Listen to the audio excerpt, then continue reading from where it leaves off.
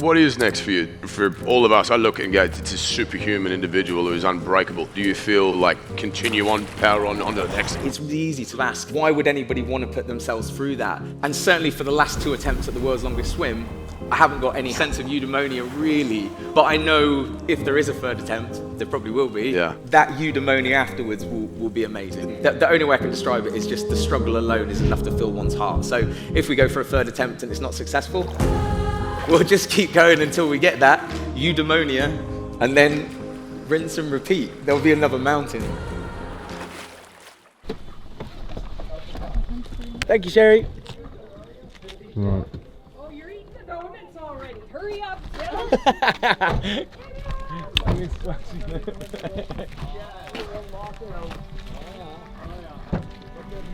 Hey, how are you, Ross?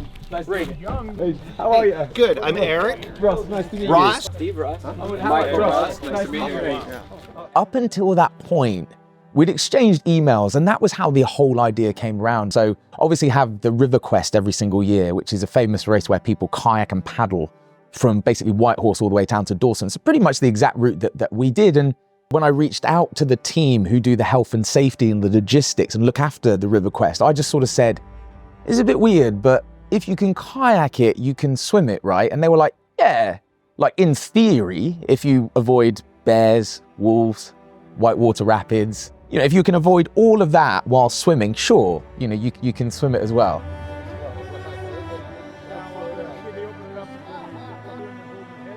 So it was an idea that was born out of curiosity, a shared sort of curiosity to see if it was possible. And then before you know it, we are all just standing in the middle of a car park, looking at the boats and just saying, right, I guess we're doing this. Is it okay to start off? Yes, sir. 100%. Okay. Every half an hour, they will give Ross a feed. If you get too much, if you have an excess, just let me know. It won't happen with them. So again, with the boat beside him, we can feed off the boat. Yes. We have feed poles. Okay. We have feed lines. So we can throw him a feed if you don't want to get too close to him, or there's a reason why or you can come up alongside him, or we can feed him off the kayak. If there's a feel that we know Ross is becoming an issue, as in discoordination or hypothermia setting in, myself and Tom will come together and make a collective decision on behalf of Ross. Yeah. Ross won't make the decision in the water, we will make it for him on his behalf. Now the idea is a non-stop swim, so Ross cannot stop. Yeah. Okay. You know, he cannot stop, so he has to keep moving. He can lie on his back and with the water and the river speed, no problem, but he cannot actually step out of the water. I thought I kind of knew everything that we were going to face over the next 60, 72 hours, whatever it was going to be. I'd done a fair few swims like this. I knew hypothermia was going to be an issue, sleep deprivation. I didn't want cellulitis, so chafing of the wetsuit and a bacterial infection. I thought that I had basically covered everything on that checklist. Turns out I was wrong. Clear the deck. The crew clears the deck. The boat maneuvers into position. Probably unconscious rescue, eh? Yeah.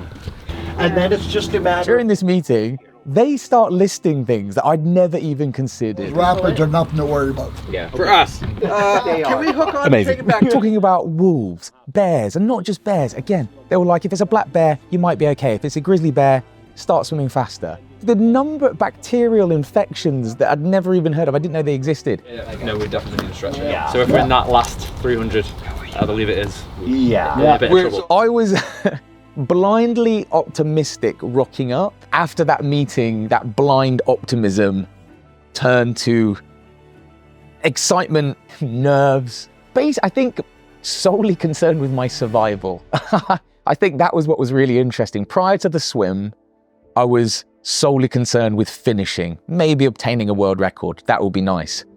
After that meeting, I thought it would just be nice to stay alive. Survival is a main priority. The record is now secondary. Concerned about the water temperature. We were very concerned about it. It's all glacial fed.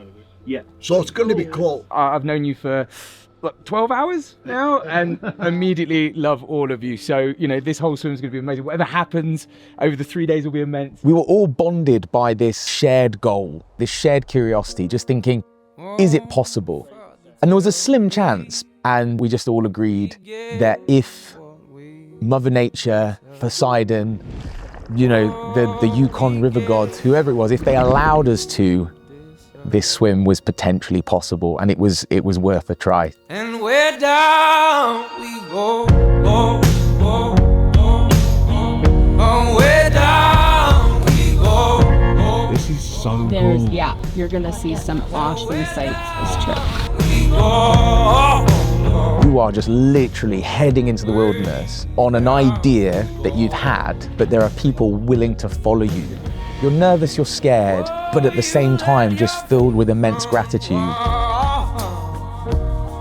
But it was a real sort of special gathering of complete strangers who were prepared to risk quite a lot just to see if it was possible. See you folks in Deep Creek! Woo! We got it! We're underway! Woo! We're good. Say we run you down to the door. Yeah.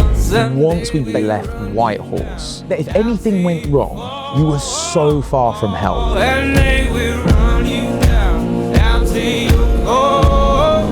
Yeah, till you can't grow. Okay guys, 5 minutes to start. And where down we go. Guys, thank you so much. Thank you. Where down we go. Say where down we go. Oh, 'cause say we run you down to your car. Oh, way down we go.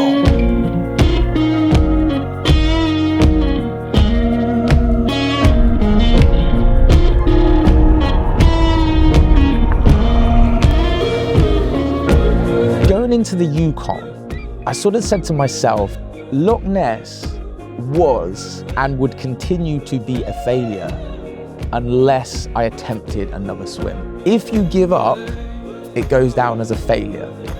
But if you go on to succeed, it becomes a lesson. Oh, baby, yeah. Oh, baby. If we could learn all the lessons from Loch Ness and just tick them off, limitations, then our chances of the Yukon improve vastly. But if we didn't learn the lessons of Loch Ness, then the Yukon would have been another failure, and more to that point, Loch Ness would have continued to be a failure.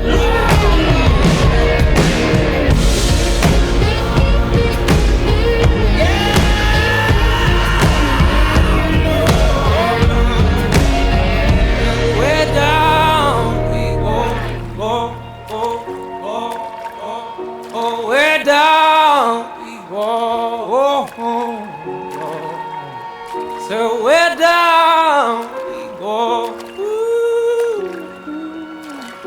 way down we go.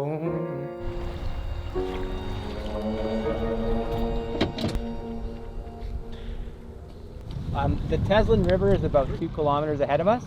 We're going to double the size of the river in 2 kilometers. So I'm hoping that means a little faster. Oh, sick. Okay. Yeah, like there's a big, it's probably bigger than this river by a good bit. Oh, cool. Yeah. It feels amazing. Yeah. Just gunning it. Oh, it's like. You can feel it pick up on you. Right? Oh, yeah. And also, to your point, when I follow you, I can feel it. Yeah. Like, I see how you see, like, yeah. That's amazing. The Yukon is so complex. There's not a single best way to swim it. There's not a single best way to navigate it, even in a boat. What I mean by that is, there's just so many different variables. You've got whirlpools, you get countercurrents. The amount of times when I was swimming and I just saw a log going the other way. And it's the same, if I actually was 5 meters to the left or to the right in the wrong position. Look, push that way a little bit. It's basically like swimming on a treadmill where you just don't move. So you want to avoid those countercurrents as much as possible. 6 hours. Yeah, you've done. Okay. At least the wetsuit's warm. Sure wants you to feed now. I do a little bit of like scouting. You get faster? Hopefully, yeah. Yeah. It's gonna get, if we can get them down to the Pelly and the White River, it's gonna get really fast after that. Like the last is the fast. One thing that I perhaps hadn't considered. When you're adding thickness to the wetsuit, that's going to add warmth. But at the same time, that's just affecting mobility. You can't actually rotate. Everything has to work that much harder. I think that's what it is. I think it is. I think it's the weight of the wetsuit. You think about how many strokes you're taking. Right? Yeah. Take care about Hey guys. Log jam! Log jam! Ross is heading straight for it.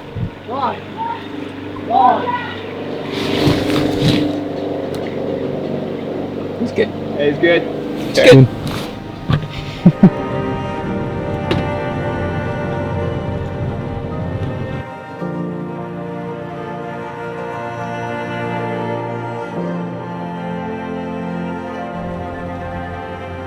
Like, just keep out a little bit from the edge of shore. It's way faster. You're doing a great job. Just stay close to the boat.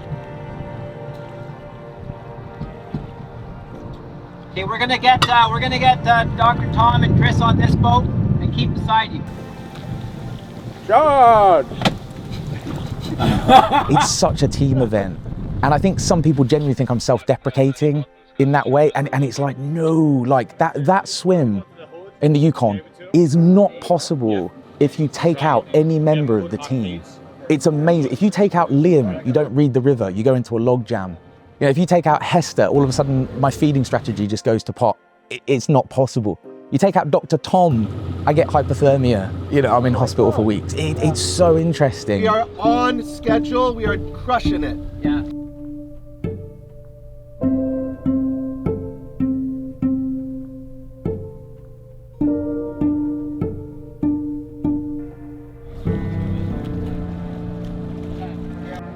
Flying! It is, mate, yeah. You're flying. Yeah. Back to the outside, back to the outside. Switch sides. It's because it's only when I turn it on. 11-6. Solid feed. Little treat for him. On my back. Dialed in this time compared to last time. We're at 88K. We picked up a lot of time. In how long? We are at officially 9 hours, 37 minutes, and 27, 28, 29, 30 seconds. 88K, Ross.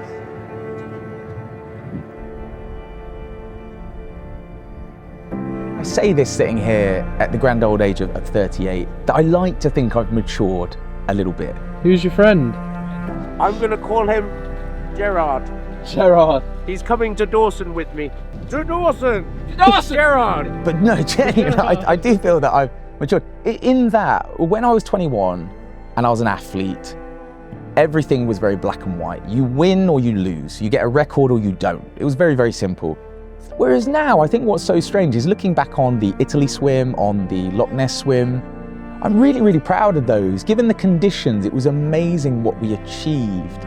And I think my form of motivation has become very much more intrinsic in that if I personally am happy with the result, then it doesn't necessarily matter what happens externally. It doesn't matter what anyone else necessarily thinks outside of the immediate team.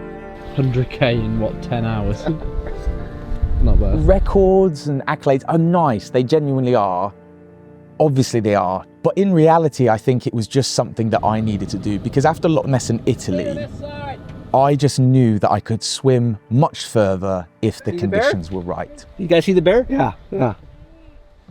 You see it, Ross? Right there. It's up Oh ahead on shit, the yeah.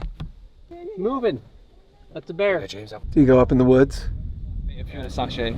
Okay, So I think it's like 23 grams. okay. Carbs. But still 400 mils of water. Yeah. Okay. And a towel. Yeah. Got And then instead of the beta fuel sachet, they gave cream and rice. Oh, cream and rice, that's right. The smorgasbord of Ross Edgley. Yeah. Thank you. There's gonna be some sticks and stuff, so when you feel it, it's just a stick. If we see anything big, we won't let you hit it. Very kind of you. Yeah, there's some sticks. The nice thing is that if it sticks, the water's high and it's flat. So Yes. I've completely given up on the poo flap. I'm just shitting myself now. Have you had a shit now? Oh, I had a shit 3 hours in. Oh, have you had another one though? Yeah, like a smaller one. Oh, nice. And it's all just collecting in my wetsuit, which is being warmed in the sun. Yeah, he's gonna have to fight. Just let him go that way. What's that? We're gonna have to go that way. Yeah. Go that way. Go down. Down.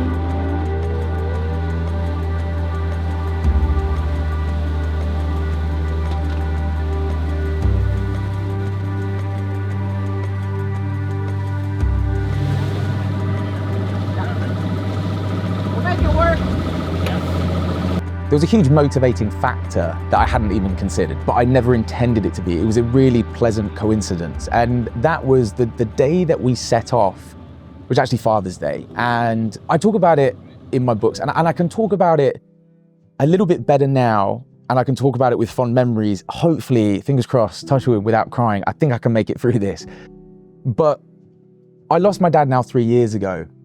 And my dad was such a huge part of all of my swims, all my athletic adventures. So he was so analytical. He loved everything that me and my brothers ever did. He got so involved. And when he was here, he was very much my guiding North Star. So with any athletic adventure, he'd be the first person I would tell about it, and he would be there from start to finish. I remember when I tried to swim from St. Lucia to Martinique with a 100-pound tree attached to my trunks, and we were caught in just these 10-foot waves. It was a mono-hull ship as well, so the whole thing was swaying, and my dad was so seasick. And I remember there was a rescue boat that came. They turned to everybody and said, right, people need to get off, because they were just being violently sick. And they turned to my dad, who was probably worse out of everybody on the boat, and they just said, Mr. Edgley, there's a rescue boat. It will take you back to land. And I never forget, my dad turned around to the captain. He was so stoic, so polite. I just went, thank you so much, sir. As he's hugging the water cooler, because that was cooling him down. He said, thank you so much, sir. But as long as my son is in the sea with a log attached to his trunks, I'll be on this boat. And I can almost get through this without crying. And it was just, he did exactly the same on the GB swim as well. And so I think the reason I wanted to mention that is because he was always my guiding North Star when he was here. And then I didn't realize that at the time, but we actually set off on Father's Day. It wasn't planned. And I realized that literally 2 days before the swim. I'm not religious, I'm spiritual, maybe, I'm still trying to figure stuff out. I remember just kind of being like, Dad, if you can hear me, it would be really cool for you to just look out for us on this swim, just one more time. And then it just, the whole swim, there were perfect conditions. For those 2.5 days, conditions were perfect. A week afterwards, there was a really bad bushfire as well, which actually meant that the River Quest didn't go ahead because it was too dangerous. So we actually just, in those 2.5 days, those 56 hours, it was like we were granted a window. And it sounds so strange. Dad probably had a word with Poseidon or Mother Nature, whatever, and just went, oh, go on. He was like my moral compass. I could go to him for any advice. And anybody who's lost someone, especially a parent, they'll probably understand this. But now they're no longer here, you still hear them. And the amount of times that I would say, well, what would Dad advise? What would he do? And you can literally hear him. Is that, like I said, he was a moral compass when he was here, and he's still a moral compass now he's not here, because I always ask, what would he say or what would he do? And the answer is still exactly the same. So it's, this swim was particularly special for that reason. I did pretty well to get through that.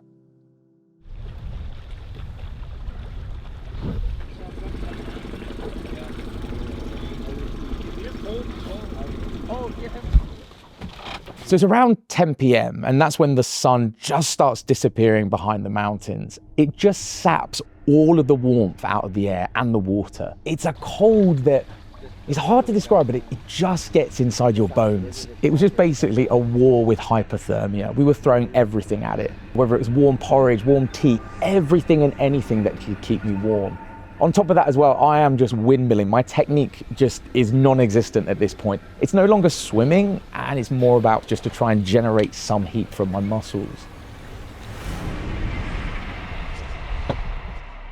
We've got such a good system. Yeah. You know what I mean? It's like, not Yeah, set the man. world alight, but Yeah, absolutely, man. We'll make it hot. it's noticeable Yeah, when the sun goes down. Okay. yeah, it's getting cold, mate. Yeah. Yeah. Up in 2.5 hours. We've got to keep you moving. Keep you moving, babe.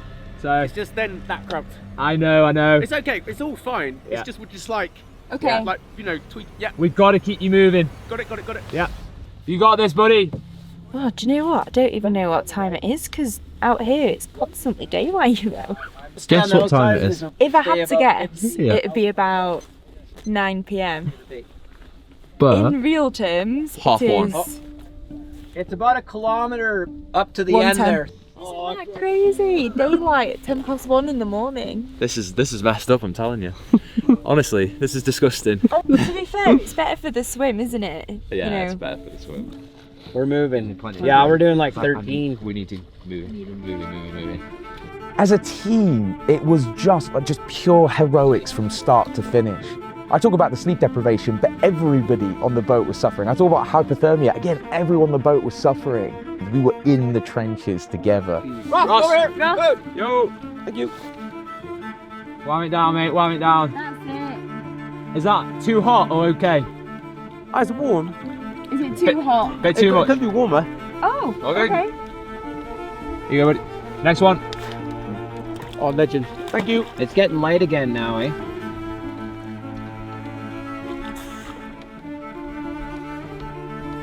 This is nuts, isn't it? Oh, It's crazy. Oh, no. Literally. Do you guys see the two moose? no. I know. Oh, we missed it. Hey, listen. On the next one, gel with a bit of caffeine. Let's make the most because the sun will be up soon. Yeah. Banana, porridge, 250ml and a tab. Yeah, that was 2 minutes. Too slow. So what are we putting in, Dr. Tom? We are going for a Germans are beta fuel gel Yeah. with 40 grams of fast-acting carbs Yeah. and some lovely nootropics and some caffeine Italians are very good at to help Ross push being precise. before the sun comes up and so he can stay warm. Because right now, we're all freezing our arse off. You can only imagine what Ross feels like. And then we're going to stick some salt in to keep him from cramping up.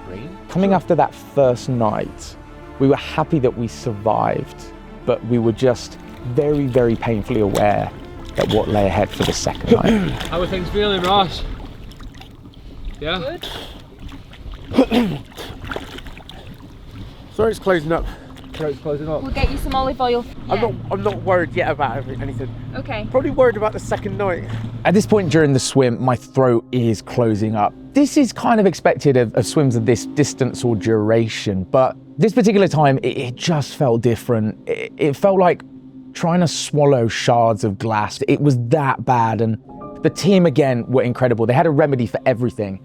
This particular remedy was not particularly nice. It was just oil and butter mixed with a bunch of other stuff. It was this potion that I was forced to drink every single time. And I think what it does is two things. It lubricates the throat, so everything that you're eating can just kind of go down there a little bit easier. But equally, it forms a barrier as well. So all the bacteria in the Yukon that's trying to attack my throat kind of protects me from that. So yeah, not nice, but in that particular moment, necessary. We've just got a swill for you as well. Oh, we got a swill for you, for your throat. Do I look bad? You don't look like a guy's been swimming for 23 hours. As long as you just keep moving, He said he wants to get a shot for you under the bridge.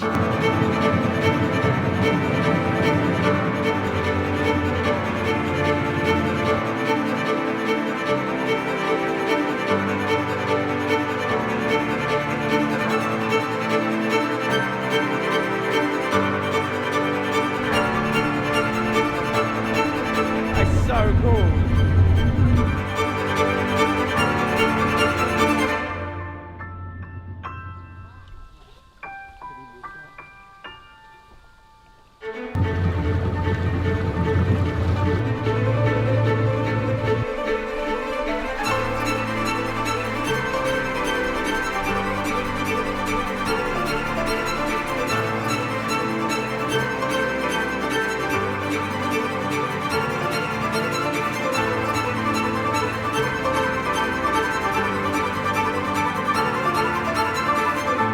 So during the swim, there was one particular point called the 5 Finger Rapids, and this can be brutal or it can be quite kind.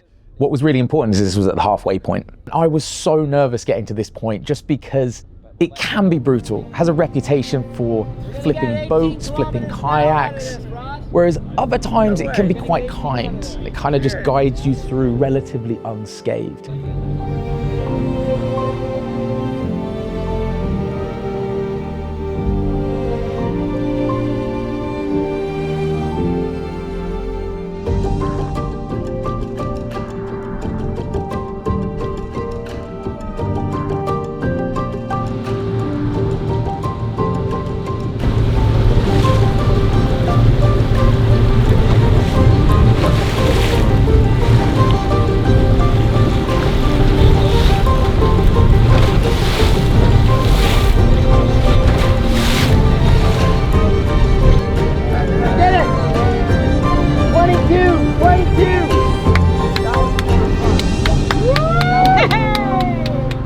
I got through relatively unscathed. A little bit of a wrestle, but ultimately I was kind of just sent on my way with a little bit of a pat on my bum. As a team, we were so happy. That represented around the halfway mark, and it was the first mini celebration and glimpse of hope that potentially, just maybe, fingers crossed, it was possible.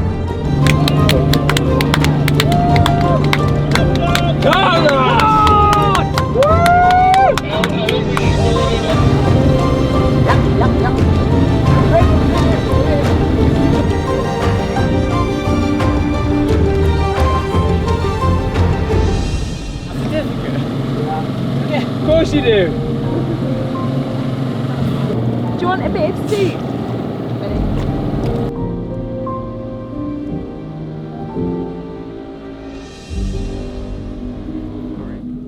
Swell up. Yeah, swell on the next one. Yeah.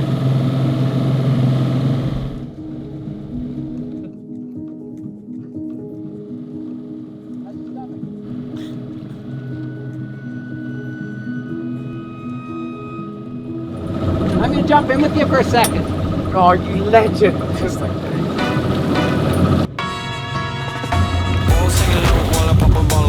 Chain swinging, clang clang, and it costs a lot. Bitch, I'm always at the guala, yeah, and you are not badass beat. Keep on going till you hit the spot. Whoa, I'm a big bag hunter with a bow. She got a big bed, number drop low. Mama called me and she happy with the grow. Never ever fall for a buddy that's a no. Spot the guinea about a million options of the stuff. This is just like any other day. Girls. Arena's bringing the peace. I'm bumping that park in the car, pretending I got all the eyes on me. Got a bad baby and she's independent. Too many people older than me, they're seeking attention. When they want me about the goofies, man, I should've listened. And the smell of the money, my strangest addiction. She tit for dick, I let her lit. I had to dip, I'm on for fifth, I'm all rich now. 302 kilometers. Yeah. Fuck you think, yeah, I'm rich now. Hey, little mama, yeah, you heard about me. I'ma pop you like a pea, yeah, and I'm on me. Yeah, singing low while I pop a bottle off of your chain swinging, clang clang, and it costs a lot, bitch. I'm until you hit the spot. Whoa, I'm a big bag hunter with the bow. She got a big bed, number drop it low. Mama called me and she happy with the grow.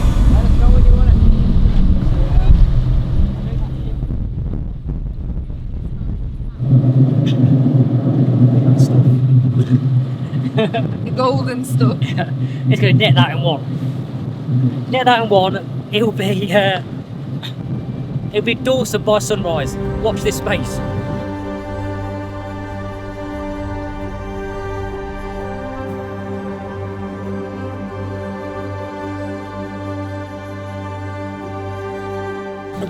That's it. Take a bit of that. What's that? What's that, mate?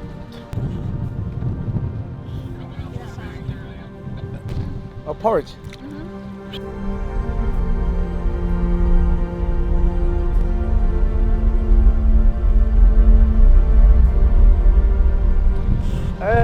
What's the time so I can make a note at the cafe?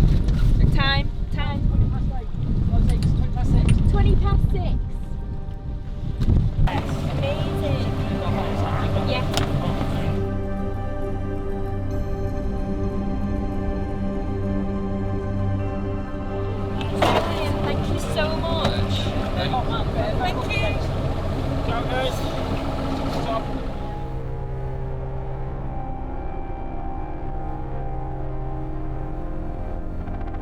He whacked his knee apparently on the rock. It's almost impossible to avoid whitewater rapids and rocks, fallen trees, just anything under the water. Particularly at one point, I lost a fight with the whitewater rapids and the rocks underneath. The only way I can describe it is just imagine walking up to a wall and kneeing it as hard as you can with your eyes closed. Like, that is exactly what I did. And you can't feel sorry for yourself. Like, the Yukon doesn't discriminate. All the time that you stand there and you maybe complain or, you know, feel bad for yourself and various things, hypothermia just starts seeping into your wetsuit. So under normal circumstances, or 99.99% of the times, in that sort of pain, I would have done something about it. I would have asked for medical assistance, I would have stopped, I'd tried to treat it. But I just know in that moment, you can't. Like, there's no one can help you. They can't touch you. So I remember just speaking to the boat and I was like, Oh, I think he's like he's so shallow. His leg kicked. I think he's okay. I was a little bit like. So I carried on swimming. It was so numb, it was so cold. And then what was so strange as well is, sort of coupled with that, was just unholy chafing to the back of my knees. And I thought that I had chafed everywhere that a human could possibly chafe. Turns out I'm wrong. We're going to go into a few narrows here, right? This is going to be half the section here, so, you know, 14k an hour, which is pretty hard to handle feeding somebody, so. Then we got a river that's as big as the Teslin coming in. It's pretty big. Fine, okay. Yeah. And then you have all these islands we're going to navigate. Okay. Kmyta after this extended bit of tricky terrain. That sound good to you? Yeah, AKA well, the sun shines for meter grabbers. Meter grabbers. Meter grabbers. You know, so I put Vaseline, lubrication around my neck, my armpits, everything at the start. And that was actually okay. I came out relatively unscathed. But it was the back of my knees as I was kicking, it was just riding up and the fabric was just basically just chafing right at the back where the kneecap is. I, again, thought it was bad, but it broke the skin. It was so deep that the skin itself had just opened up. It was almost like a knife wound.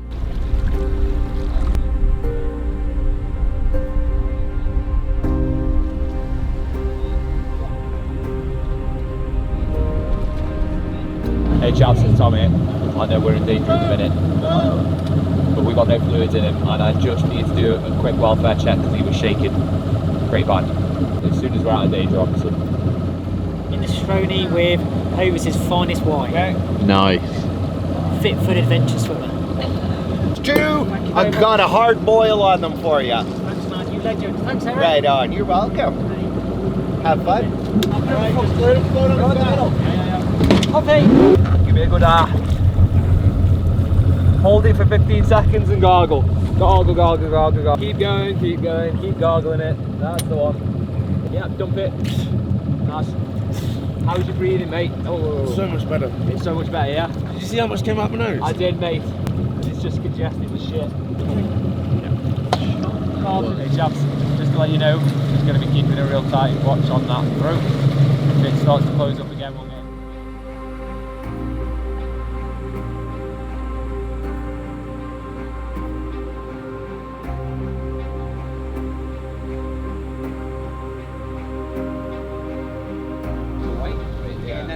Hard right now, please, chaps. Yep, that way, right to the bank, right towards the sun, Ross. Yeah, keep going, keep going, keep going. What I love most about the Yukon swim is it's just the sum and substance of so much hard work, but also sacrifices at the same time. And I'm not just referring to myself, but Hester, my family, my friends, everybody has believed in this idea. And that's why, for me, I was just so tired, but so happy at the same time. The only way I'll describe it is eudaimonia. That's a term that came from Aristotle. I love this because it's just this idea that happiness should come from struggling and suffering for a worthy goal. Yep, we're gonna go right there where that dark canyon comes down. Yeah. He said he's good right now. Yep. He's gonna break the record. He said, I'm not fucking stopping. Because he's tired of he wants a win. what happens when we do finish with him and what we're going to do with Ross. He's had a conversation with Chris and he said he's not stopping no matter what.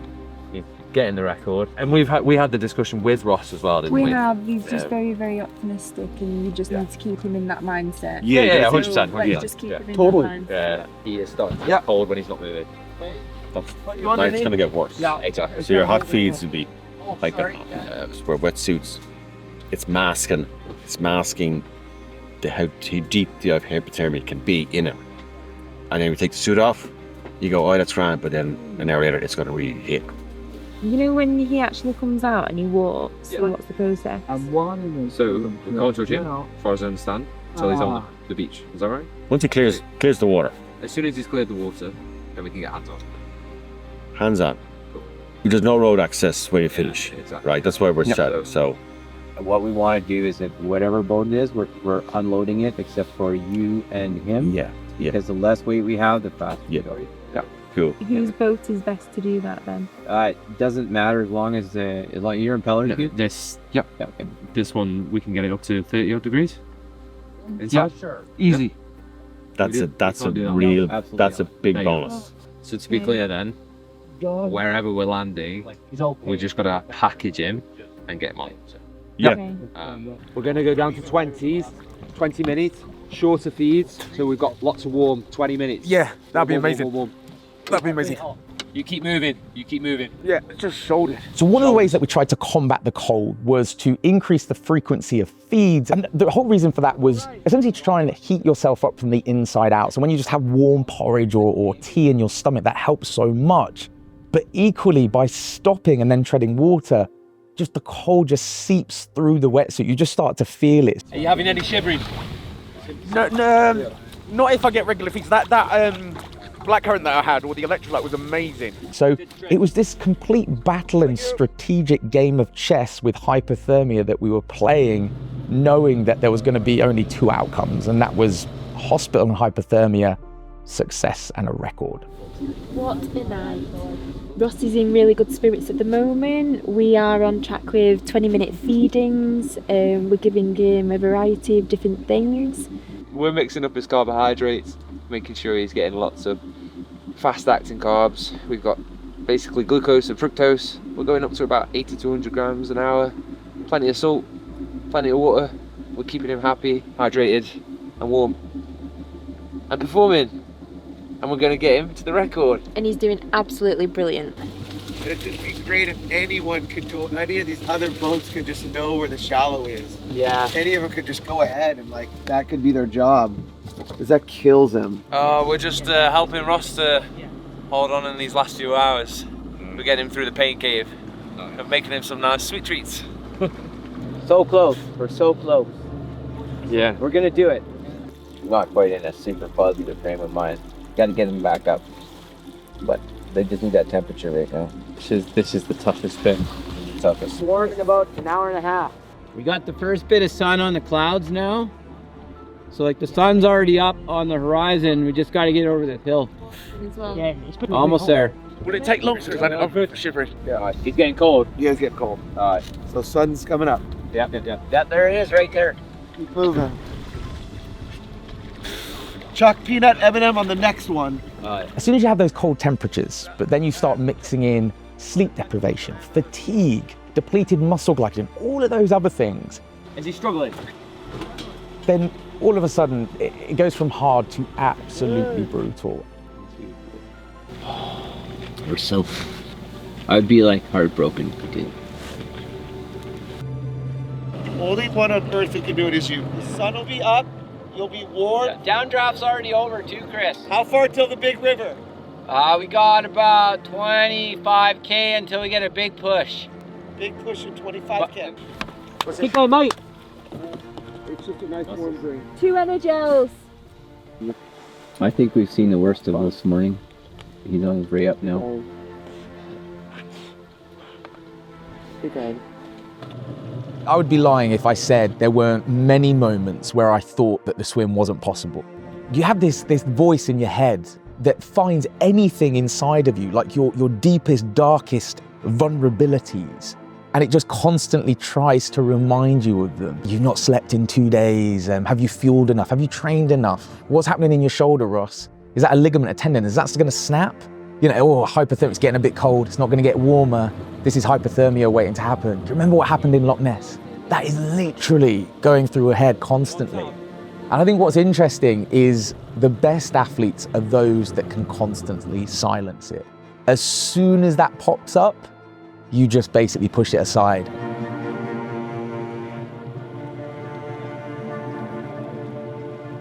I found that I just tried to combat it with sheer gratitude. So I would just look over and I'd see the team who also haven't slept for 50 hours. You know, they're filming, there's medics, there's my brother, there's my girlfriend. And I look over and I'm like, wow, can't believe you're here with me. Like, we're in the trenches together. I get goosebumps just thinking about it now. The sun was just amazing, that when I needed it, when hypothermia was just actually getting into my bones, the sun appeared. It helps so much, just feeling that on your face.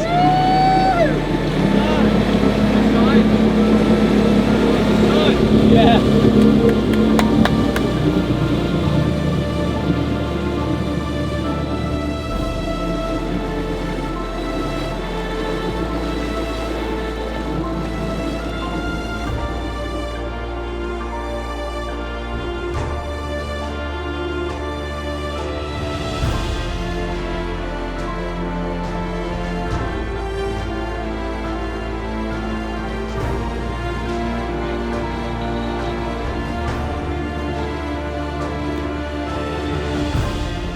See the sun just feeling it now.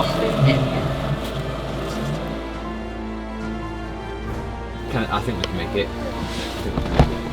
If I start to see any early signs, I'll let you know. Right, so I'd say nothing. Whatever you guys say, you say. Yeah, because he will make the decision anyway. Will know what's realistic and what's not. Yeah. When we finish Stewart Creek, right, it's remote, there's no roads. Yeah. So this boat you're going on to Dawson, is it? No, not this boat. The orange boat. The orange boat. Okay. Larry's, yeah. So we're going to Larry's boat. Yeah. And how long will it take to get from there to So yeah, Dawson? we gotta look at that. Figure 3 out how much- hours. 3 hours from Stewart to Dawson. Yeah. 3 hours. That's a long Because where we Yeah, we're prepared. It's coming, like it is coming, like. Oh, make sure it's at where we said, and the record is complete. And the mission's done. So if it's miles, yeah, then we're going to be able to handle that, and the 3 hours is fine. If we see moderate or even severe, okay, we'll call it sooner, and we might then end up getting a helicopter over if we can. That's all there is Okay. to it. We've just got to see how he gets on over the next 10 hours. Yeah.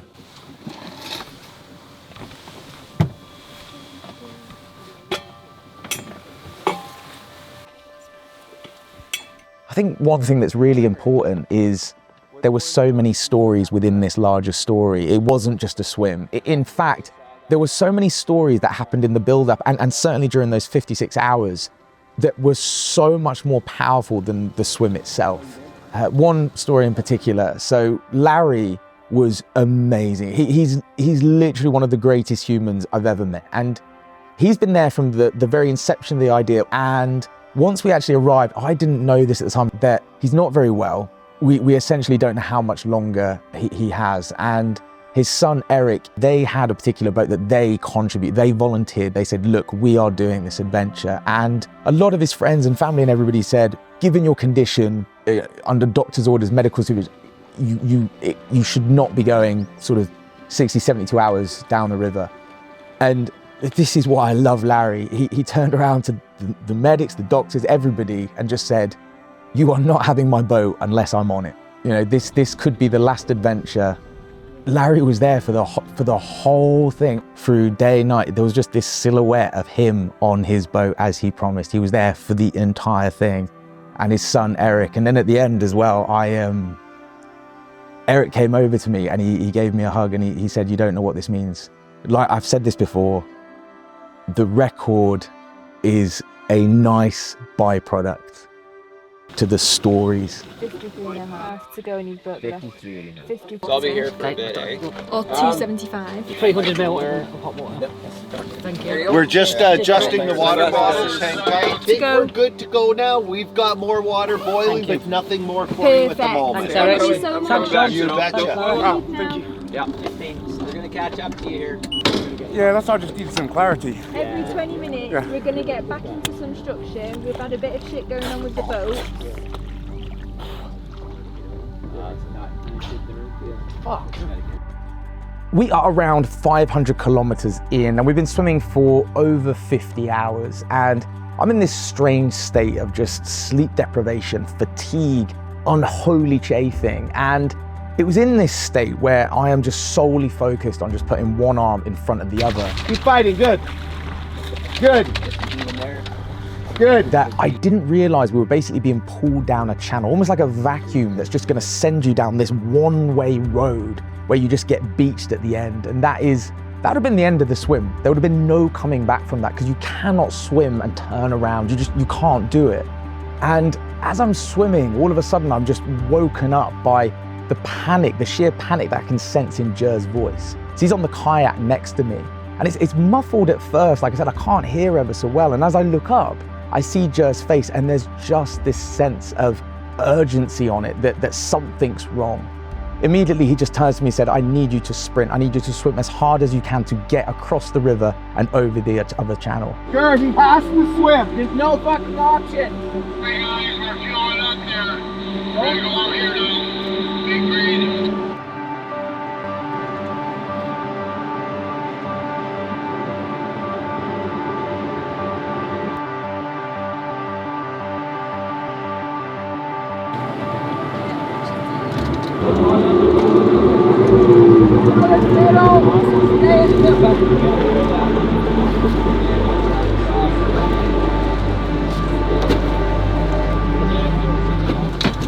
He's good. He's gonna make it. Yeah. We're good. He's gonna make it. He's swimming.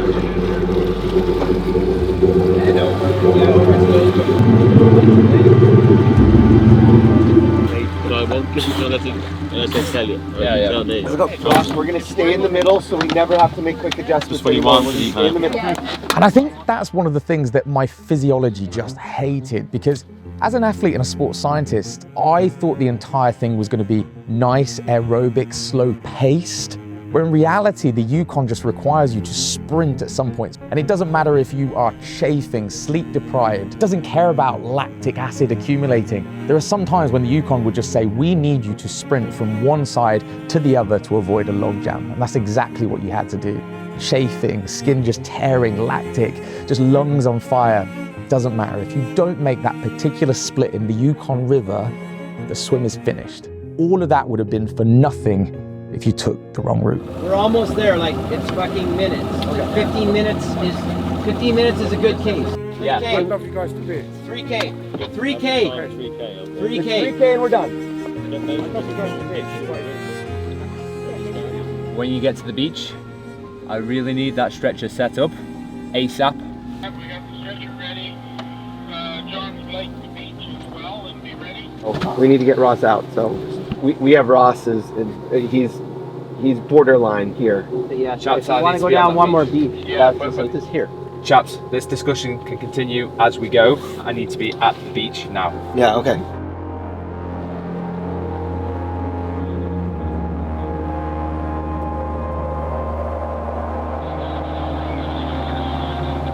We want the record at 5:10. We're gonna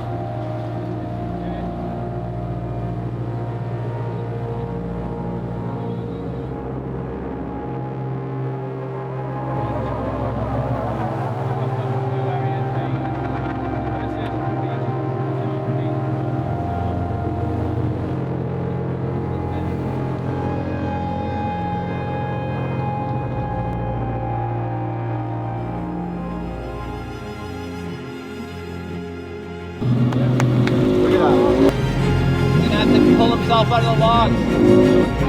We need radio. Someone needs to radio the others now, please. right behind her. There's some grass with mud. Yes. All right.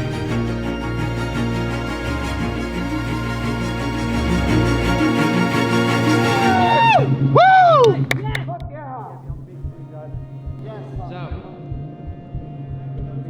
Get him on there quick. No.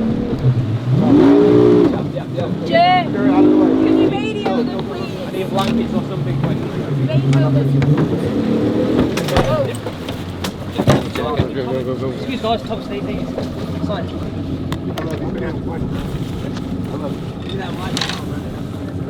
What do you want for that? I'd like it out now.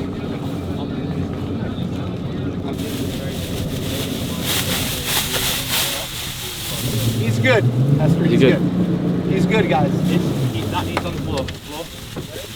The feeling of touching land after 56 hours was indescribable, genuinely.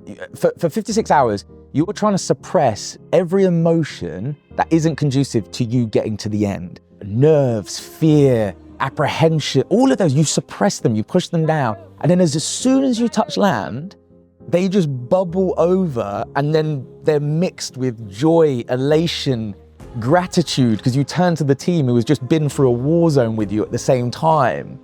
It's indescribable. I'm fine. I'm wobbly. First priority. I am fine. This looks bad. I know you For are. the vlog, I am fine. I'm just wobbly. Yeah. I haven't stood up for 60 hours. And I'm a bit cold. We haven't got a stretcher. I'm a bit hungry. Right. Ross. Yep.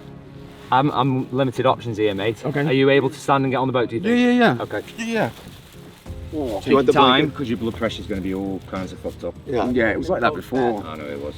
Yeah, just take your time. Has it just dropped sitting up? Are you a bit dizzy? No. Yep. I'll be wobbly because I just haven't stood. So Yeah, all this help on. Yeah, of course, can. It's there to fall down. Okay. Stay with him, Chris. Like and subscribe.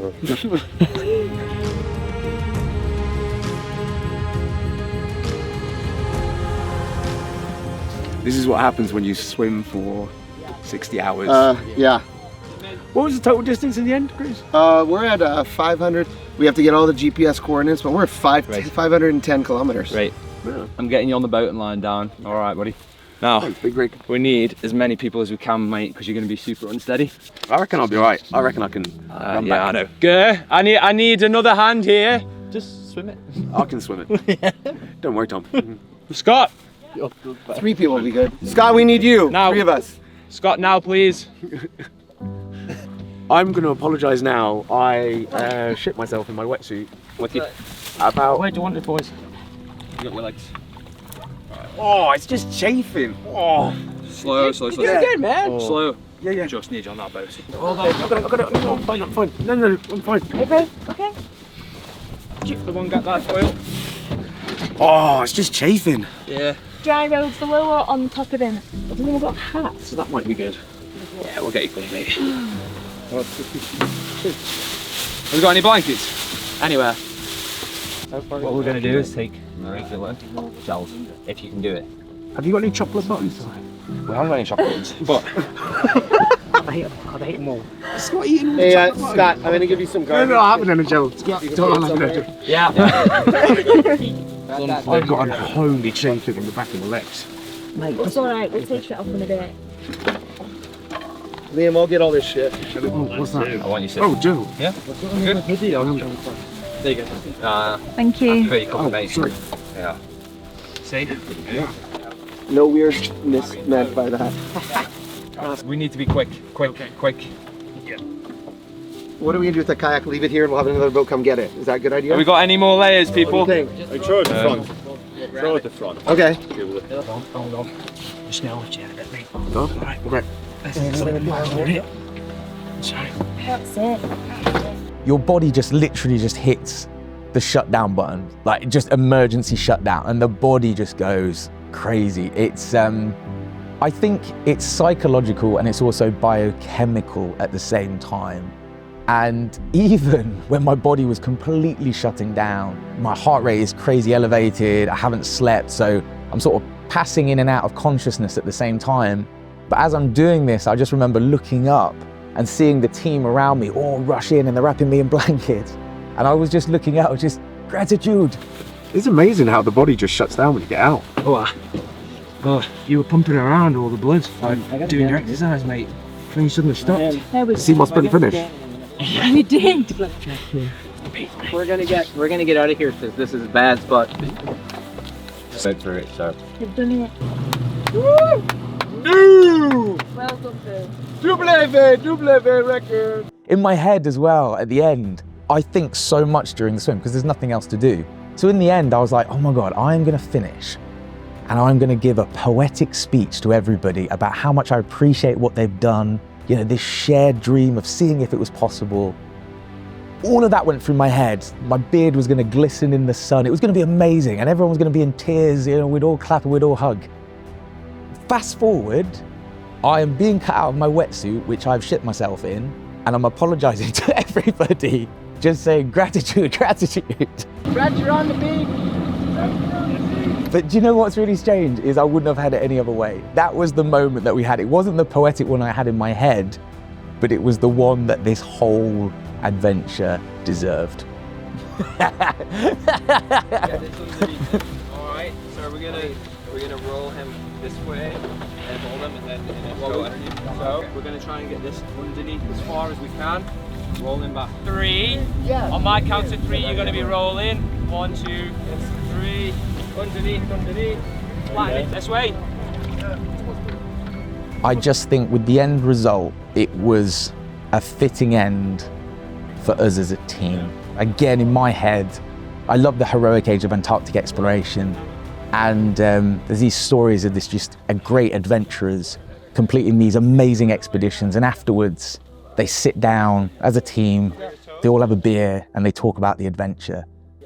And I just felt that we were robbed of that in Loch Ness and Tresemino because I ended up in hospital. Whereas this was so nice to actually finish with, you know, a bison burger because everybody had worked so hard. So that made me really, really happy. Again, it was intrinsic. The records are nice, but what I really wanted was a bison burger with the team that made it possible. Ross more recently has attempted the world's longest swim, has had 2 attempts at it. The medics had to call it. He was basically going off a cliff edge down into hypothermia due to heat exhaustion. Yes, I'm afraid it's coming to a conclusion now. Another hour, it could have been as close as that. Another hour could have been fatal, to be honest with you. We've had a crack now at the world's longest swim a few times. He has done more and more demanding things, and he's found that his body can sustain that, and his mind is able to deal with those, for what other people would think are just quite extraordinary, perhaps inhuman challenges. So the physical effort to even do what he did, very few people in the world can do that. Is what I wanted to do was to break records for the longest humans ever swam with records and metrics. But what I probably needed to learn was some humility. Honestly, that first 18 hours. As hard as this was, and although I still got scars from this swim, I'm so grateful that I got to walk out of it because, like I said, some other people, they don't. I'm still trying to process and unpack exactly what went on, and all of a sudden you realise that you are far more powerful than your own mind allows you to believe. I'd never been to Canada before, and certainly not to the Yukon. So I just sort of said, if you can kayak it, you can swim it, right? So it was an idea that was born out of a shared curiosity to see if it was possible. And then, before you know it, we're doing this. In reality, I think it was just something that I needed to do, because after Loch Ness and Italy, they were, at the time, failures. So with all of the lessons of Tresemino and Loch Ness, we took those lessons which made the Yukon successful. But without the Yukon, they would have continued to be failures. It just felt so nice that the Yukon had made Loch Ness and Tresemino lessons, no longer failures. The Yukon River has taught me that it was never about the records. In reality, I think stories and adventures are just so much more powerful. And I think sitting here right now, age of 38, when asked what's next, I think it's just to collect a lot more stories and a lot more swims.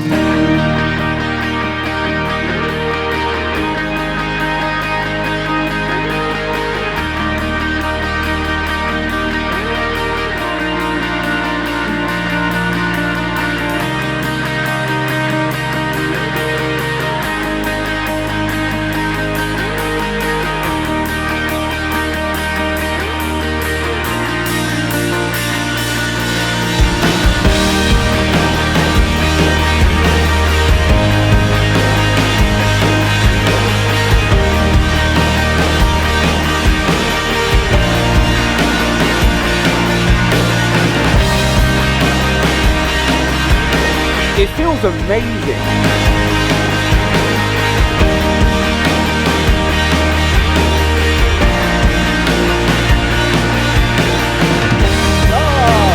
Tears stream down your face when you lose something you cannot replace. Tears stream down your face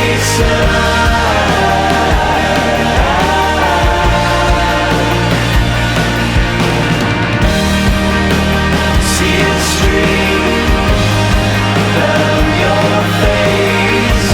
I promise you I will learn from your mistakes. Tears stream down your face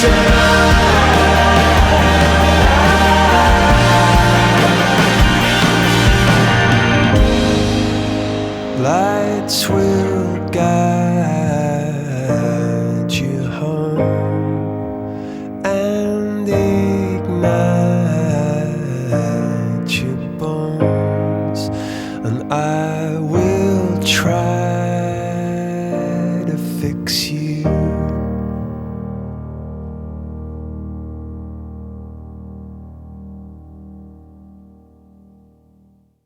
Oh my god. Time of our life.